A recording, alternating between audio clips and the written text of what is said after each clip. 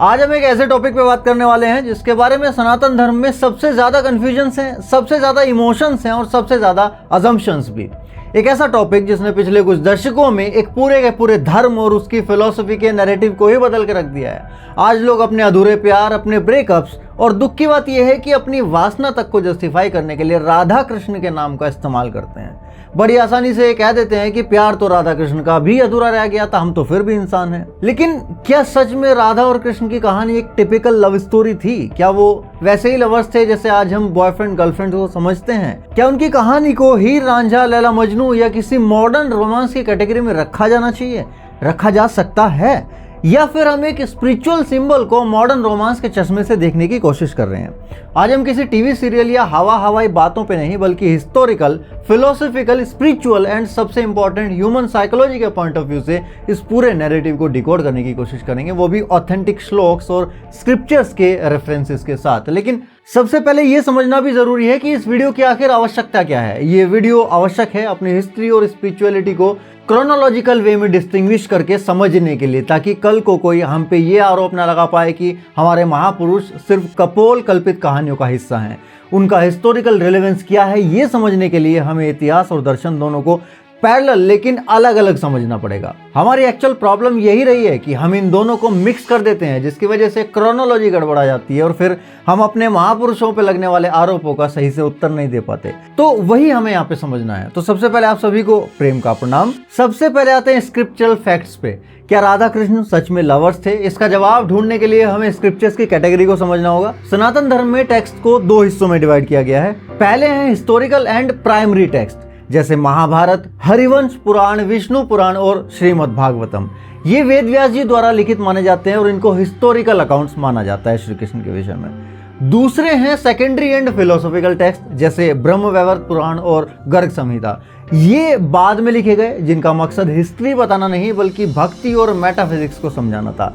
अगर हम purely authentic या हिस्टोरिकल पॉइंट ऑफ व्यू से देखें तो महाभारत और विष्णु पुराण में भगवान कृष्ण का विस्तार से वर्णन मिलता है। उनकी बाल लीलाएं मिलती हैं, वृंदावन मिलता है, गोपियां मिलती है, रास मिलता है, लेकिन राधा का कैरेक्टर तो क्या, इस नाम का जिक्र तक नहीं आता। श्रीमद् भागवत महापुराण के 10वें स्कंद के अध्याय 30 के श्लोक 28 में सिर्फ इतना आता है, अनायाराधितो नुनाम भगवान हरिरेश्वरः, अर्थात इस गोपी ने सच में भगवान हरि की सबसे बड़ी आराधना की है।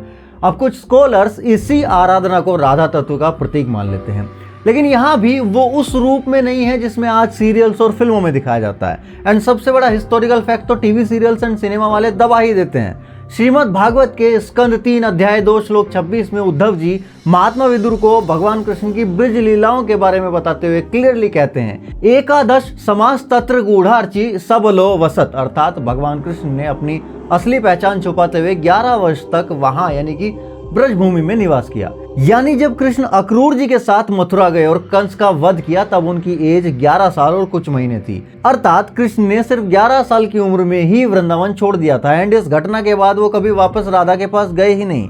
अब आप खुद लॉजिकली सोचिए, 11 साल की एज में हॉर्मोन्स, फिजिकल अट्रैक्शन और वो मॉडर्न अडल्ट रोमांस जिसके सपने लोग देखते हैं, उसका कोई बायोलॉजिकल या हिस्टोरिकल स्कोप बनता ही नहीं है। वो सिर्फ एक बाल लीला थी जिसे हमने अडल्ट एक्टर्स को स्क्रीन पे देख देख के एक सेंसुअस रोमांस समझ लिया। यहाँ एक बहुत ही इंपॉर्टेंट बात हमें समझनी चाहिए कि पॉप कल्चर और स्क्रिप्चर्स हमेशा एक ही बात नहीं कहते, और जब दोनों में अंतर हो तो हमें खुद से सवाल पूछना चाहिए कि हम किस सोर्स पे भरोसा कर रहे हैं, टीवी सीरियल्स पे या ग्रंथों पे। अब कुछ लोग यहाँ पे कह सकते हैं कि ब्रह्म वैवर्त पुराण में तो दोनों का विवाह लिखा हुआ है। बिल्कुल लिखा हुआ है, लेकिन आधी बात मत पढ़ो ना। ब्रह्म वैवर्त पुराण हिस्ट्री बुक नहीं है, वो एक मिस्टिकल और हाईली फिलोसॉफिकल टेक्स्ट है। उसमें भांडीर वन का एक प्रसंग आता है जिसके अनुसार एक दिन नंद बाबा अपने छोटे से शिशु कान्हा को गोद में लेके जा रहे थे कहीं। अचानक एक भयंकर तूफान आता है, वहां राधा जी प्रकट होती हैं। नंद बाबा उस छोटे से बच्चे को राधा जी को सौंप देते हैं और राधा जी उस बच्चे को उस तूफान से बचा के कुंज यानी कि वन के अंदर ले जाती हैं। वहां कृष्ण अपनी योग माया से तुरंत अपना इन्फेंट वाले रूप को त्याग देते हैं, एक 14-15 साल के किशोर में बदल जाते हैं। फिर वहां ब्रह्मा जी आते हैं, दोनों का गंधर्व विवाह करवाते हैं और विवाह होते ही कृष्ण वापस से एक रोते हुए शिशु में बदल जाते हैं और राधा जी उस बच्चे को वापस से नंद बाबा को सौंप देती हैं। अब आप मुझे बताओ कि क्या इस इवेंट को एक लिटरल हिस्टोरिकल टाइमलाइन में फिट किया जा सकता है? नहीं, ये कंप्लीटली मेटाफिजिकल था, यानी कि एक स्पिरिचुअल इल्यूजन था जिसका मकसद ये दिखाना था कि डिवाइन रियल में दोनों एक ही हैं, पर फिजिकल रियलिटी में वो अडल्ट रोमांस एग्जिस्ट नहीं करता। अब सवाल ये आता है कि अगर हिस्टोरिकल अकाउंट्स में ये अडल्ट रोमांस नहीं था तो ये आया कहाँ से? ये आया 12th सेंचुरी के बाद से, जब कवि जयदेव ने गीत गोविंदम लिखी। उनका मकसद हमारी सोल यानी कि जीवात्मा और गॉड यानी कि परमात्मा के मिलन को आम इंसान की भाषा में समझाने का था।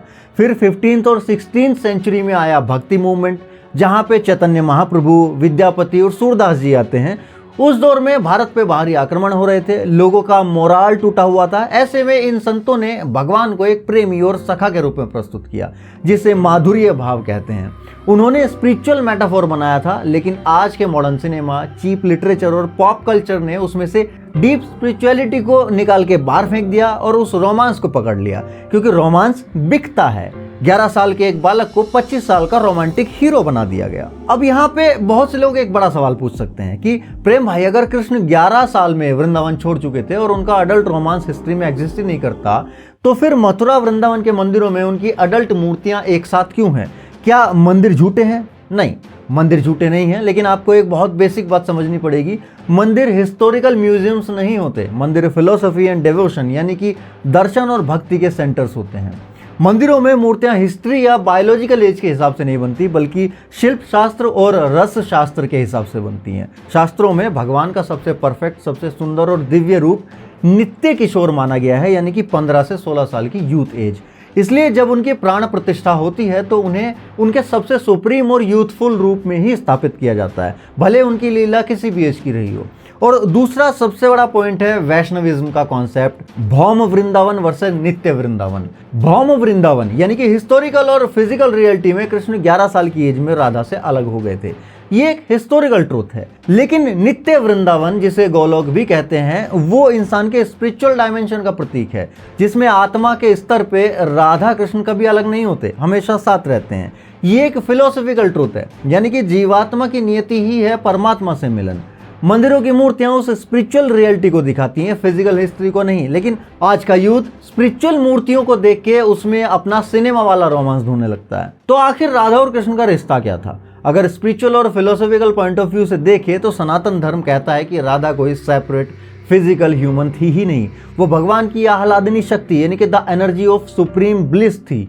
जैसे आग को उसकी गर्माहट से अलग नहीं किया जा सकता, सूरज को उसकी रोशनी से अलग नहीं किया जा सकता, वैसे ही कृष्ण यानी कि सर्वशक्तिमान को राधा यानी कि उसकी शक्ति से अलग नहीं किया जा सकता। अब एक आखिरी सवाल, जब स्क्रिप्चर्स और फिलोसफी में ये बात इतनी साफ साफ लिखी हुई है, तो फिर हम इंसान इस दिव्य प्रेम को अपने लेवल पे क्यों गिराना चाहते हैं? तो इसका जवाब छिपा है हमारी ह्यूमन साइकोलॉजी में। आपने कहावत जरूर सुनी होगी कि बांटने से दुख कम होता है और खुशियां बढ़ती हैं।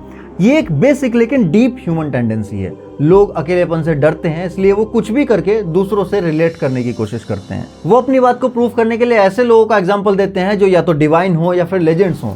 इसको एक एग्जाम्पल से समझते हैं। मान लो अगर मैं नॉनवेज खाता हूं, तो अगर मुझे कोई ये बोलेगा, अरे नॉनवेज क्यों खा रहे हो, ये तो बुरी बात है, किसी की हत्या क्यों कर रहे हो, तो मैं उस सवाल को अपने ऊपर से डाइवर्ट करके किसी ऐसे पे ले जाऊंगा कि सामने वाला कुछ बोल ही ना पाए। मैं कहूंगा, अरे भगवान राम भी तो मांस खाते थे।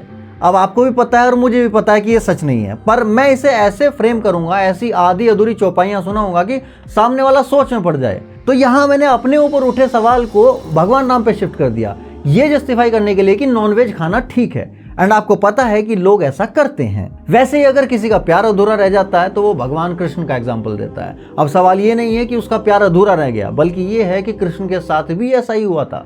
अब इसे आप जस्टिफिकेशन कहो या दर्द को छुपाने का एक तरीका, पर असल में ये एक डिस्ट्रैक्शन है जिससे आप फोकस को खुद से हटा के किसी आइडल पे शिफ्ट कर देते हो। ये एक काइंड ऑफ लॉजिकल फैलेसी है। अगर आपको एग्जाम में कम मार्क्स मिले तो आपको बुरा लगेगा, लेकिन आपके दोस्त को भी कम मार्क्स मिले तो आपका दुख थोड़ा कम हो जाएगा, क्योंकि रिलेट करने से दुख कम होता है। इसलिए लोग भगवान कृष्ण की आधी कहानी का इस्तेमाल करते हैं, साथ ही अपने ऊपर उठने वाले क्वेश्चन को भगवान कृष्ण पे शिफ्ट करते हैं ताकि खुद बचा जा सके। मतलब एक तीर से दो शिकार, पहला खुद का दुख कम करना और दूसरा सामने वाले का मुंह बंद करना। See this is the game. यही वो साइकोलॉजिकल डिफेंस मैकेनिज्म है जिसने राधा कृष्ण को आपके ब्रेकअप का जस्टिफिकेशन बना के रख दिया है। तो अगर अगली बार जब अपनी नाकामियों को, अपने ब्रेकअप्स को या अपने ऑब्सेशंस को जस्टिफाई करना हो तो भगवान का नाम लेके इंटेलेक्चुअल बनने की कोशिश मत करना। आपका और मेरा प्यार फिजिकल नीड्स पे टिका है, ये सच है, और उनका प्यार अहंकार के नाश और समर्पण पे। इन दोनों का कोई कंपैरिजन है ही नहीं। आपका इस हिस्टोरिकल, फिलोसॉफिकल और साइकोलॉजिकल डिकोडिंग पे क्या सोचना है, मुझे कमेंट्स में जरूर बताना। अगर वीडियो में लॉजिक और सच्चाई दिखी हो तो इस अनफिल्टर्ड सच को शेयर करो ताकि लोगों का टीवी सीरियल वाला नैरेटिव ब्रेक हो सके। मिलते हैं नेक्स्ट वीडियो में, तब तक के लिए जय श्री कृष्ण।